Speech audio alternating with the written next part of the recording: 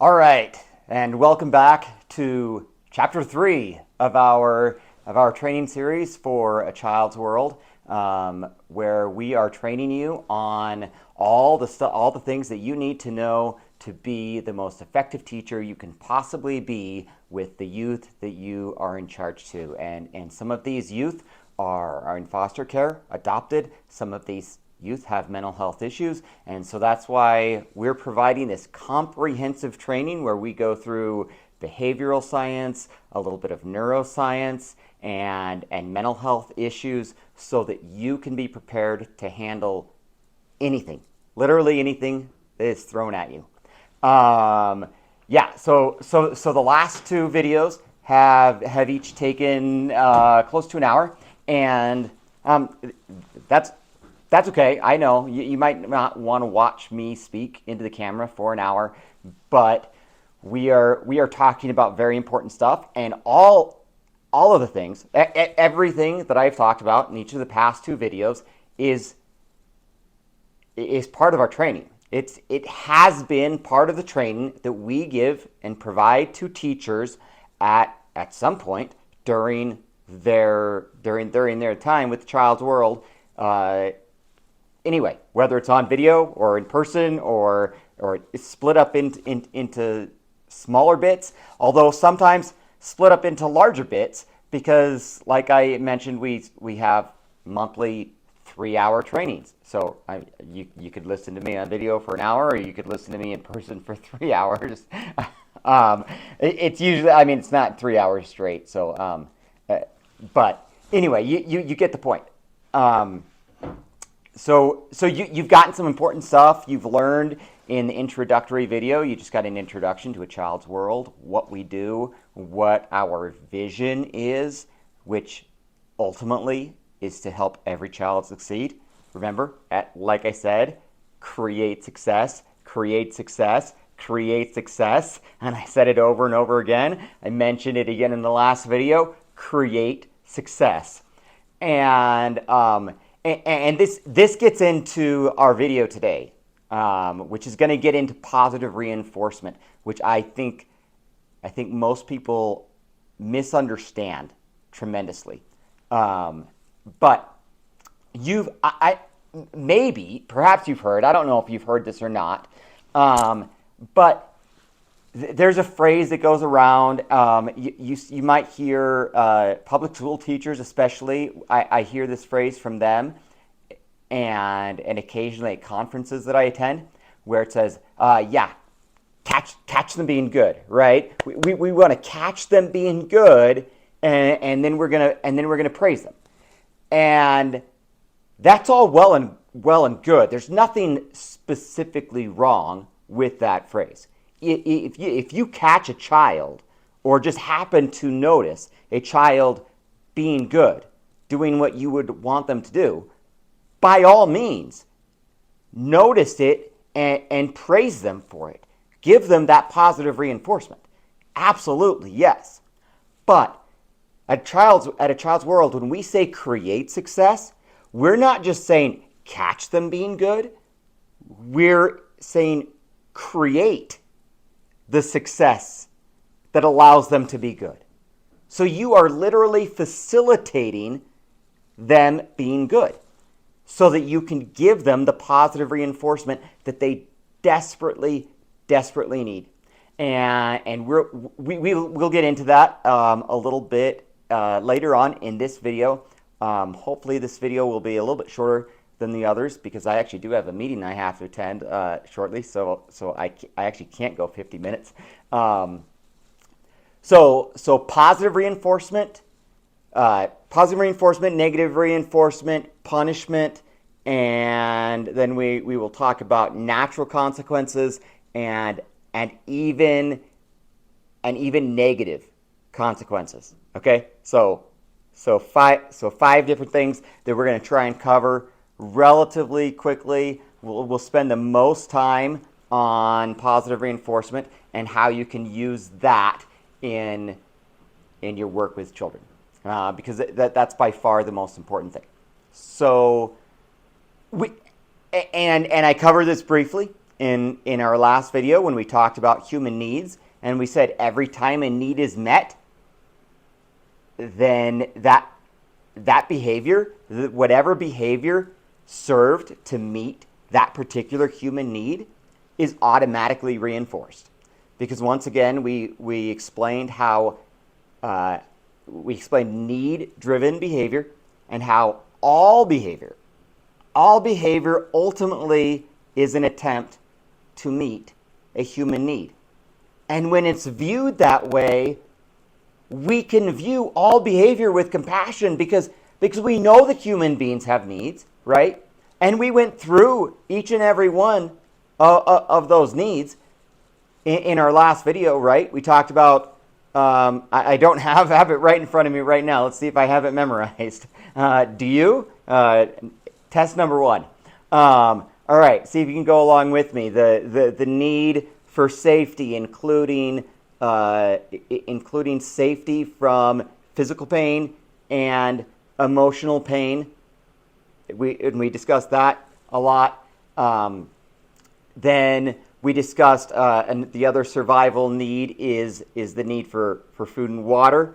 We discussed how that can even get mixed up in kids who maybe have been deprived of food, and some kids who stress eat out of anxiety. We didn't discuss that very much, but that really is an issue. So we need to recognize all of these issues and be willing to address all of them. So the need for food and water.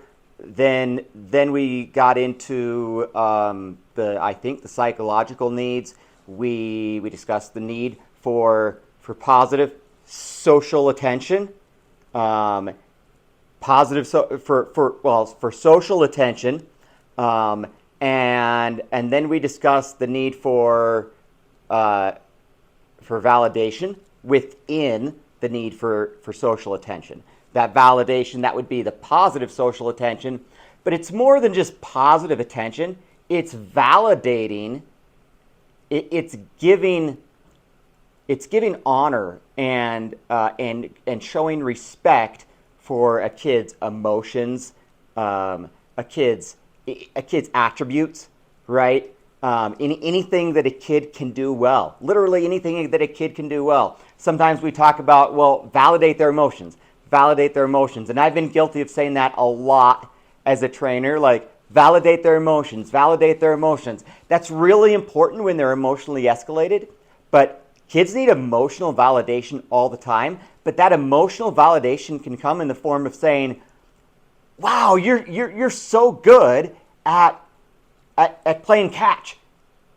And a kid takes that and they're going to feel so good that emotionally validates them. You can say, you see them out on the playground and you're like, wow, you're really fast. You're a fast runner. Well, how do you think that makes a kid feel? Again, it emotionally validates them. It can be in the classroom. They can be building Legos. Wow, you're so good at building Legos. I can't believe this tower you built.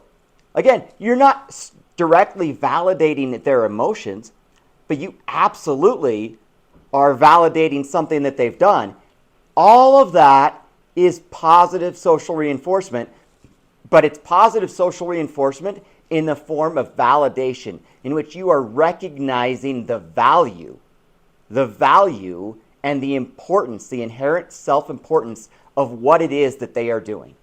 And of course, we all know it could be academic as well, right? You wrote your name correctly. Wow, you wrote your name without any help from me. Wow, what an amazing job, and maybe you do need to help. Wow, you were so patient and calm as you let me take your hand and helped me trace out your name on this piece of paper, and you were so patient. And look, now we have your name, and you were the one holding the pencil. All I did is slightly guide your hand, and you let me do it. And if we do that a few more times, you'll have it down. You'll be able to do it all by yourself. Won't that be exciting? That provides a sense of emotional validation because it gives them as I said, it provides respect. It it it gives them a feeling of inherent worth within what it is that they are doing, whatever it is that they may be doing. So that's positive reinforcement, and that's what we're going to talk about today. All of that is a form of positive reinforcement. So what exactly is positive reinforcement? So the definition of positive reinforcement is anything that increases the likelihood of a behavior occurring again. So did you hear that? Anything that increases the likelihood of a behavior occurring again. Um, and actually, it's probably not the exact definition, because negative reinforcement can also increase the likelihood of behavior occurring again. That's why it's referred to as reinforcement. People get that wrong a lot. We'll get into that in a second. Positive reinforcement is something positive that a kid feels, or that anyone feels, that increases the likelihood of a behavior occurring again. So they feel a positive feeling, some sort of positive emotion, or it's usually in the form of an emotion that they feel. It could be I guess, something else positive, like we talked about. The need for touch could be, or the need for pleasure versus pain. It could be some sense of pleasure, physical pleasure, right? It's some sort of intellectual stimulation that they're really excited about. We talked about how curious kids are. So intellectual stimulation, physical touch, the need for pleasure. Again, those are all some of the needs that we discussed, and we discussed how to use them in our teaching at A Child's World. Now, so any of those would count for positive reinforcement, because they're positive things that the child is experiencing that increases the odds of that behavior occurring again. So, and that's the difference between positive reinforcement and negative reinforcement is it's a positive. You are introducing, or the environment is introducing a positive stimuli that increases the odds of that behavior occurring again. Now, all of this is basic behavioral science research that was initially done with rats in a laboratory. So, of course, they were giving rats a lot of food, primarily. Occasionally, they, in recent years, they've started, like, maybe petting the rats. And so hence, understanding the importance of physical touch and realizing that is a positive reinforcer. And even more recently, they've begun allowing rats to play with each other and realizing that that's actually the strongest positive reinforcer of all. But Dr. Art, years ago, realized this as soon as he stopped observing rats and reading about the behavioral science of rats and put it into a classroom. Unfortunately, this has not been operationalized very well, or ever. I don't think it's ever been taught to our school teachers, or if it has, it's been taught very briefly and very minimally, because when they try to engage in positive reinforcement, yeah, sure, they might say, good job, on occasion. And I'm sure lots of teachers think that they're, they feel like, oh yeah, I give praise, But what are some of the primary ways of reinforcement that we know for sure are happening within the school district in general? and because all of us have been through the school district, right? And so we've all experienced this. So how often do you have something like sticker charts? Or, right, the better you're doing at something in particular, the more stickers you get. And or you may have a point system, and you're trying to build up points, and to show how good you're doing. And as you build up points, then you feel like, okay, I'm doing really good. Maybe it could be they have like have you ever seen nowadays? My kids have had they have like this little, like, one of my kids had this little, like, almost like race car, and it moved through red area, yellow area, green area, and I think they've even added beyond that, and they have like, you can have like a red day, you can have a yellow day, you can have a green day, or you can have a purple day, and that's the greatest day of all, is if you have a purple day. Wow, if you have a purple day, that's just great. But what do you notice about all of those? One other thing that's really big is like the reward boxes. I don't know if I'm naming it correctly, but they're the reward boxes that kids get to go to when they've had, like, say, at the end of the week. It's often at the end of the week, sometimes maybe at the end of the day, and they get to go to this reward treasure chest.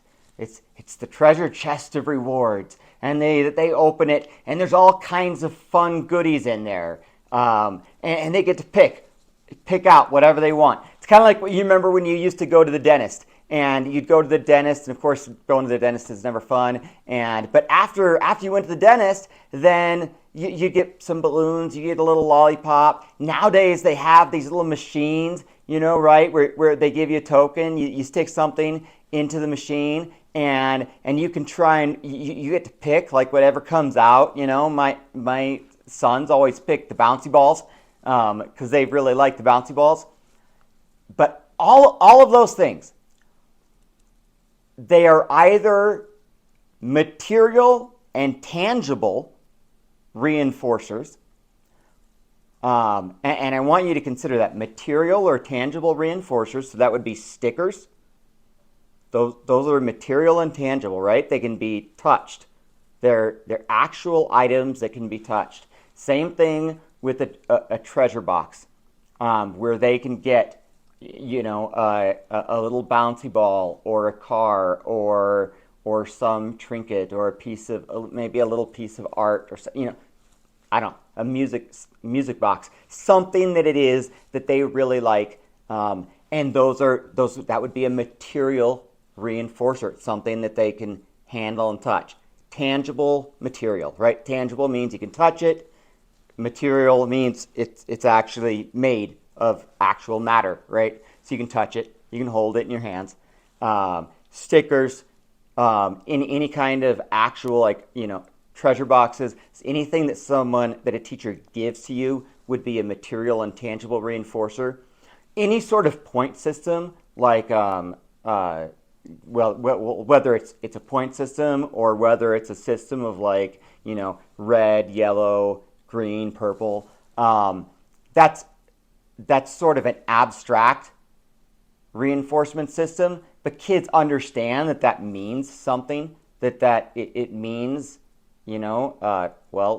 green means good, and red means bad, and so it's an abstract reinforcement system.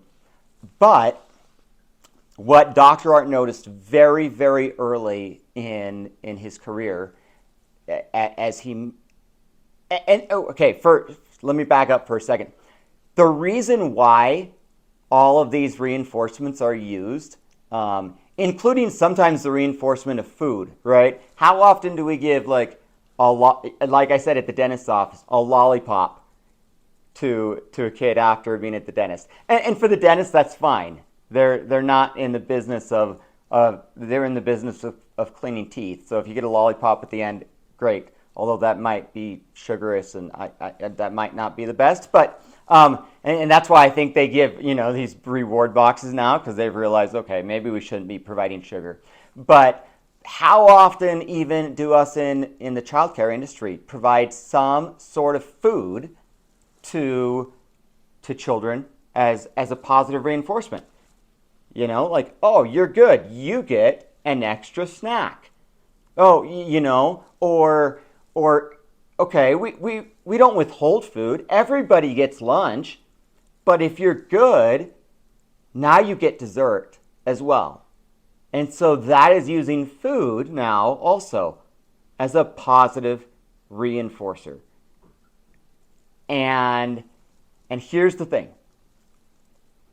All of those systems, all of those tangible reinforcers, tangible and material reinforcers, food reinforcers, all of those things can be gamed by kids, and they also are all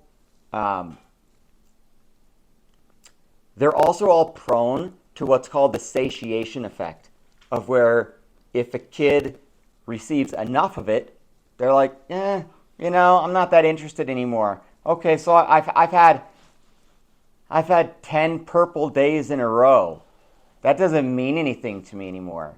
And so I'm not interested in trying anymore, because initially I was really interested in trying to rack up as many purple days as I could, but I got 10 in a row, so like what does that even mean? Or maybe it's a point system. Maybe it's like, yeah, well, I'm third in the class in points. That seems pretty good. I'm okay. I don't need to try quite as hard. Now maybe those things are associated then with another reward down the road, like a party.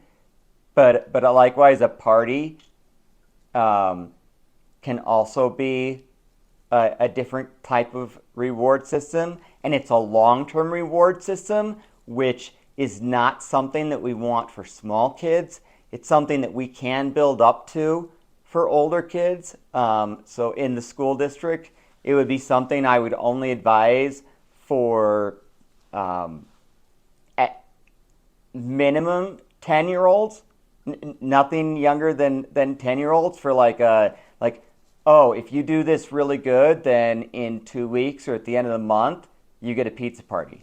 I just wouldn't advise that. They need shorter term rewards, and that's been researched highly, that the sooner the reward comes following the behavior, then the more closely the reward is associated with the behavior.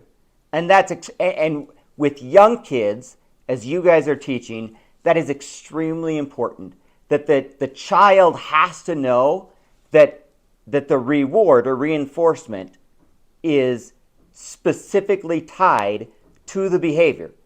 If the reward happens even 2 hours later, they may not tie it to the specific good behavior that you're hoping to reinforce. They may tie it to the behavior that happened immediately prior to the reward. And you're thinking about something that happened 2 hours ago that they did really well. You may even verbalize that to them in an appropriate way, in a very articulate way. But this could be a 4-year-old, 5-year-old, maybe even a 6-year-old. And they're not quite keeping track of time. And so they are associating this reward of 2 hours later with something that they just did, as opposed to what happened 2 hours ago.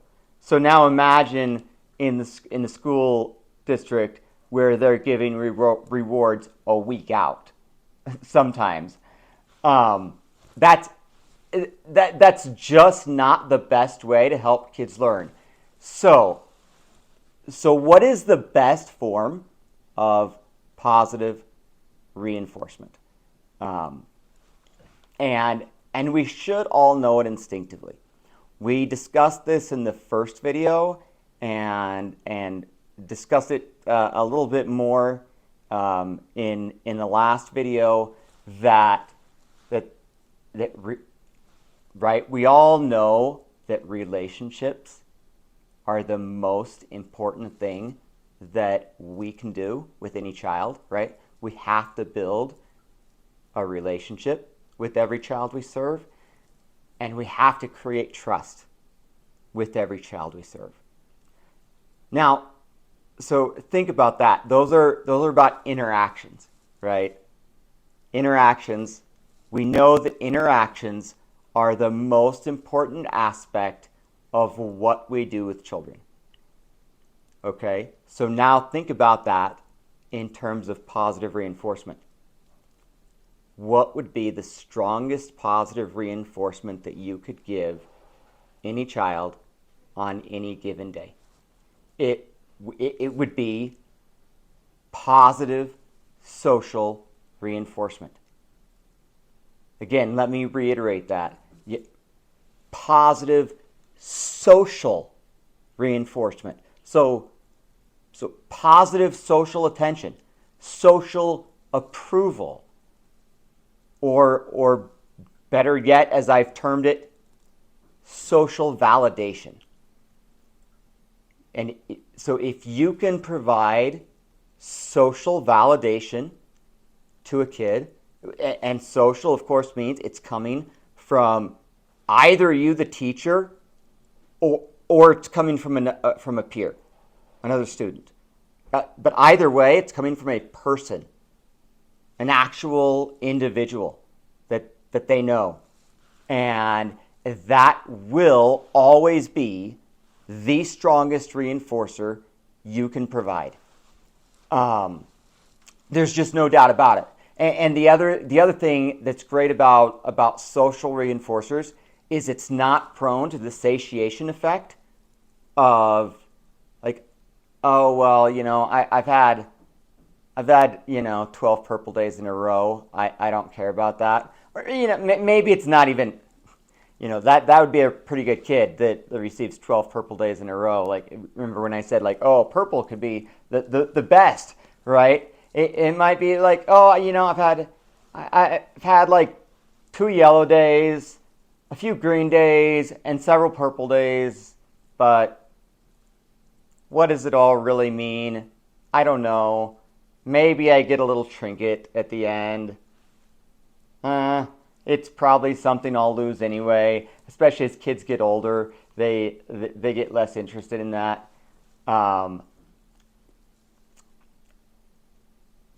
So it's interesting, as they get older, they get less interested in that.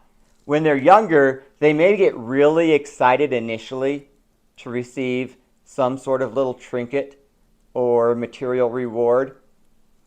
But the younger the kid is, the more they actually crave social attention. The more they need social attention. Because the younger they are, that's when their brain is wiring itself. And what do we want the brain to wire itself around? Do we want the brain to wire itself around stickers? Or around any sort of material reinforcer, some sort of trinket? Do we want the brain to wire itself around extra food? Oh, if I'm good, I get extra food. That's not healthy. Do we want a kid to wire their brain around the color that they get, or how many points they get, even, right? Now because then we're creating this competition, and actually a lot of those. That's another problem with a lot of those systems, is they create this competition effect. Some teachers are wise enough that every kid has their own reinforcement system that is hidden from other kids, but most teachers don't. For most teachers, it's actually visible to everybody. And and while competition can be good in certain settings and can provide motivation in certain settings, it is not the best way to make sure that every child succeeds. It's competition is used best when you're trying to bring out the very, very best in your most elite performers, such as a sports team, right? That's when you're trying to win, and so you involve this competition aspect. The people who are going to get the most playing time, the people who are going to get to be the point guard on a basketball team or the leadoff hitter on a baseball team. Those are the people who have done the best in practice, who practice the hardest, who have the best stats in previous games. And now we're introducing this even internal competition effect in order to bring out the very, very best of your already elite performers. But that is not what we're doing in school. That's not what we're doing at A Child's World. Certainly, that shouldn't be what we're trying to do in public school systems, right? We've talked about the phrase, no child left behind. Well, competition, by its very nature, has winners and losers, and someone gets left behind. So the best way to ensure that no one gets left behind, the best way to ensure that the brain is wired around positive social attention, social validation, as I like to say. I think Dr. Art uses the term social approval, and I used to use that phrase a lot. I have come to refer to it as social validation. So, what are the ways that you provide social validation to the kids that you serve? And of course, there's myriad ways. One, obviously, praise, and we talk about that all the time at A Child's World. Praise, praise, praise. Kind of like create success, create success, create success, right? We also said set expectations, set expectations, set expectations, so that kids know exactly what it is that's expected of them. Know and understand clearly the behavioral needs that the kids are trying to meet, so you can set up a good reinforcement system. But when the kids are doing what you expect them to do, again, do you hear that word, expect? So hence the need to set expectations. Set expectations, set expectations, set expectations. Like as thoroughly as you possibly can. Go through every single thing that it is that you want a child to do. And that's when now you are paying attention to the things that a child is doing that meet those expectations, that are things they're doing in which they're meeting the expectations that you have just set. And since you just set those expectations and articulated those to the child, now you're going to be more aware, more observant of every time a child meets those expectations, and you're going to be able to praise them. You're going to be able to give them that social validation. And praise can come in the form of saying, hey, great, I really love the way you did this. I love the way you followed directions. I'm so happy to see you do this. Or hey, remember as we were lining up and I went through the expectations and I included this, and I noticed that you did it exactly. You did it exactly the way I described it. Wow, that's so good. It shows that you can listen and that you understand what it is that I want in the classroom, and you're trying so hard to do that. Thank you so much. It can be It can be that you are praising simply for effort. You can say, I can tell that you are trying so hard. You're trying so hard to do what I've asked you to do. And I really, really appreciate that. And that's something you can do even if the child is not fully succeeding in what it is they're trying to do. But they're trying. They're putting forth effort. And some teachers are like, excuse me, you still messed up on this, and this. Well, that's not motivation to a child.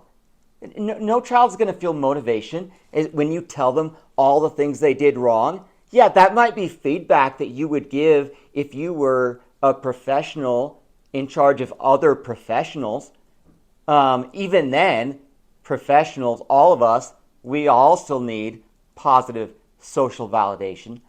But especially to a child with a developing brain, going over the things they did wrong is not going to help them.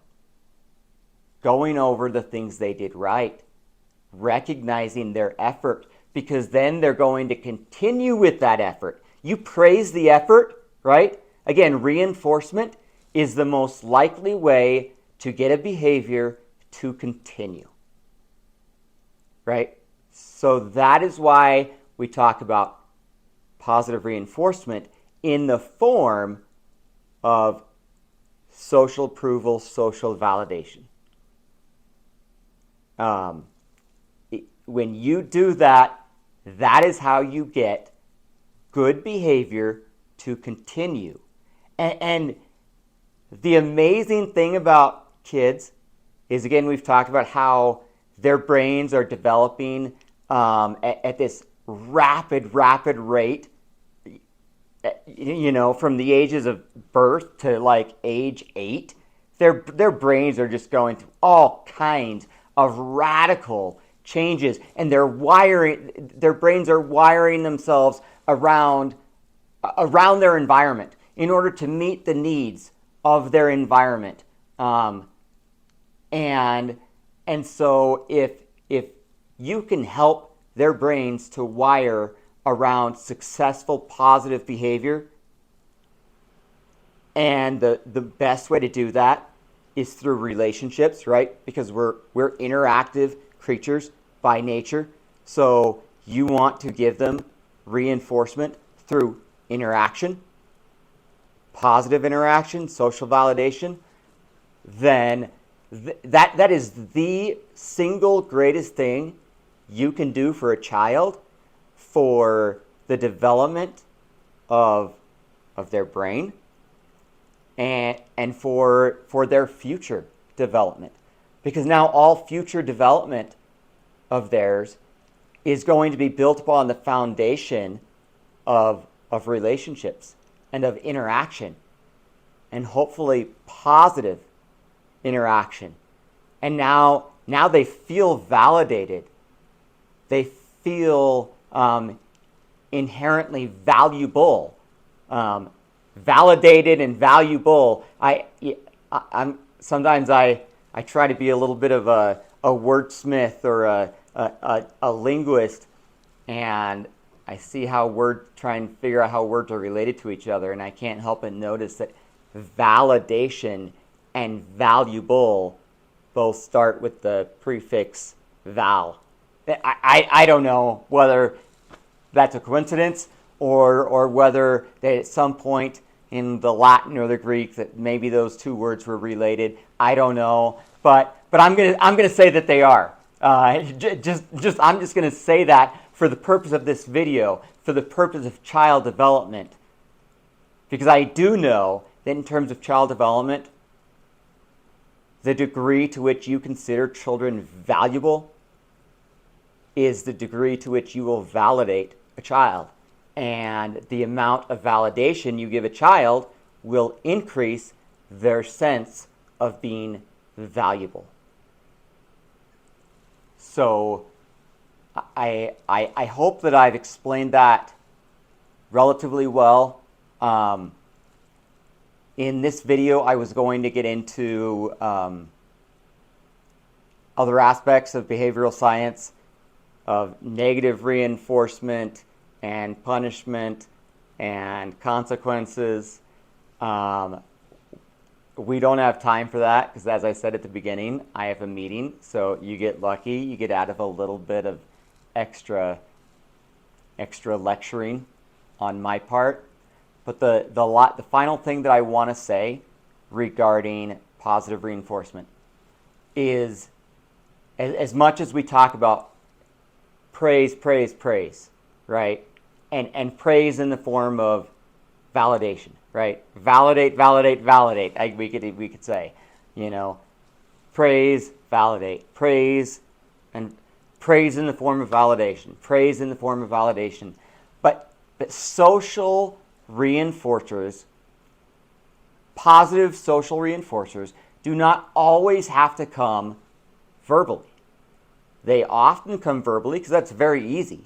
And that's something we can do from across the room, right? We can be across the room and say, "Hey, Johnny, I notice you're sitting in your seat and you're working really hard. Thank you for doing that." As you're working individually with one child here, right? Verbal positive reinforcers are easy to spread all around the room, all throughout the day, and it doesn't introduce the competitive element if you're trying to spread them around. And if you're trying to do it all day long, there's absolutely no way that any kid can possibly count and say, "Oh, wait, this kid was praised 100 times, but I was only praised 95 times. A kid can't count that.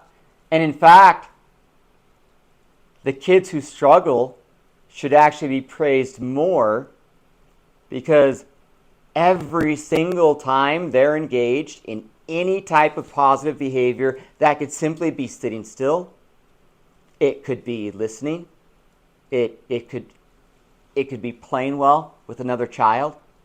Every single thing that they're doing well. It might not even be, sometimes teachers get stuck on, well, I'm trying to praise them when they're doing well on the things that they struggle with. Well, just praise them all the time. And as you praise them all the time, now they develop this relationship with you. They know that you care about them. They trust you. And now they want to do better for you at every moment. And so now they're going to do better in those moments where they struggle. So praising them all the time, as much as you possibly can. And when it comes to verbal praise, it can be almost endless. Almost endless. If you're running a classroom correctly, then you should be almost hoarse by the end of the day because you've been talking so much. And most of your talking has been in the form of setting expectations and then praising and reinforcing when children meet those expectations. And so we talk about positive social reinforcement primarily being verbal, but it can also come through touch. A simple high five. That's a social reinforcer because that's an interaction between two people. It can come from a pat on the shoulder. Pat on the shoulder. It can come from the source of a hug. It can come after nap time, as maybe you snuggle a child. It can come before nap time, as you sit on a child's mat and rub their back to sleep. I could think of a lot more things, right? Like fist bumps. There are multiple ways that you can provide nearly constant social reinforcement and validation of appropriate behavior to kids, both verbally and non-verbally.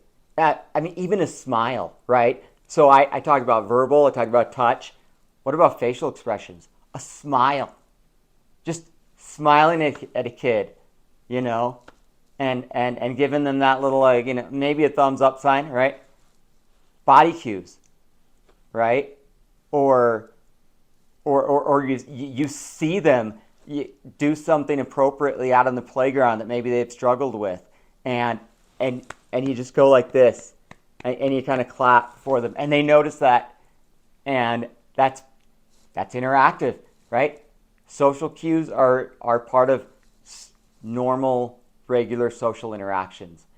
So those are all the ways that you can provide positive reinforcement. So we've defined positive reinforcement, we've defined what it is, and then we've gone through an extensive number of ways that you can utilize it correctly in the classroom. And we've also gone through a number of ways that are not so helpful, that unfortunately are often used by teachers in the school district, perhaps at other preschools you've worked at, certainly in mental health treatment centers that I've worked at. But ultimately, science has shown, it's very clear that social reinforcement, social approval and validation in any form, whether it be verbal, physical, body language, if you're doing that in a positive way, that is the strongest reinforcement you can ever give to a child. And that's what they crave more than anything. That's what they want more than anything. And that's what we want them to wire their brains around, is around appropriate, positive interactions with other human beings, so that their brains are wired in an interactive sense, hence interactive teaching. Again, we keep going back this. You wonder why Dr. Art named his book Interactive Teaching? This is why, because it's constant interaction, and hopefully it's almost constant positive interaction. Of course, there is a place for consequences when high-level misbehavior has occurred. We'll get into that in future videos. But for now, I hope you have a good understanding of what positive reinforcement really is, what it means, how not to use it, and how to use it. And if you have any questions, obviously, you can talk to Dr. Art or I when we're at the school, or re-watch this video, or read a portion of Dr. Art's book, and as you do, and of course practice with the kids that you are working with, and you will get a sense of how you can use this in your work with kids. So that concludes our third video on interactive teaching and the basics of interactive teaching. And again, we'll continue to get into a lot more. But thank you for your attention. Thank you for listening. We really appreciate it. We appreciate the fact that you are trying to learn, and that you are so committed to learning these principles so that you can serve these kids to the very, very best of your ability. We can't express our appreciation and gratitude enough. That's our attempt at positive social validation towards you, but it's real, it's genuine. Just like it needs to be real and genuine when it comes from you to the kids. If it's to the degree that it's fake and not genuine, they'll pick up on that. They'll know that. That's why we've talked about in previous videos, the foundation is a genuine, solid, caring relationship, and a relationship of trust. And we talked about a relationship that is centered on growth. And that's what we've talked about today, is how you get a kid to grow in terms of positive, successful behaviors based on positive social reinforcement. So again, thank you so much for listening, for learning, and for and for your efforts to serve these kids and to try and do it to the very best of your ability. We genuinely appreciate you more than you know, because we understand that we can't do this work by ourselves. We need you. We absolutely need you, just as our world needs these kids. We need a coming generation, because we're all going to get old, and these kids hopefully might take care of us when we're old and can't do things for ourselves. But these kids aren't going to take care of us if we haven't taken care of them. But it's not just a tit for tat. It's because we genuinely care about these kids. We know that they're important. We know that they're valuable. We genuinely know that. We feel that deep in our hearts. And so we express that to them. And now here we are, as a leadership team, expressing that to you. And we genuinely mean it. We appreciate it. Thank you for following along and listening to me rant through 3 videos, 3 nearly hour-long videos. But again, thank you, and stay tuned. We will have more. But goodbye for now.